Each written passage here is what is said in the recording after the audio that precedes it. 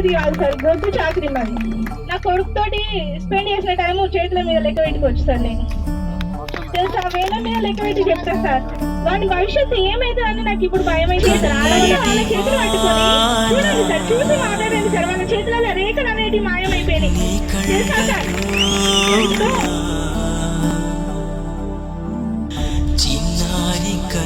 ఏ non teaching staff అయినా teaching staff అయినా ఎవరైనా కానీ హాస్పిటల్లో అమౌంట్ పెట్టి చేస్తే సిచ్యువేషన్ లేరు సార్. సో మాకు అన్ని రకాలుగా బెనిఫిట్స్ మాకు రావాలి. సీఎస్ వచ్చేసి మాకు ఇంతవరకు ఫెస్టివల్ హాలిడేస్ అంటారు, సమ్మర్ హాలిడేస్ అంటారు, కానీ ఇంతవరకు మాకు ఎలాంటి హాలిడేస్ లేవు సార్. ఇన్ కేసు మేము సమ్మర్ డ్యూటీలలో కూడా మేము సమ్మర్ హాలిడేస్లలో కూడా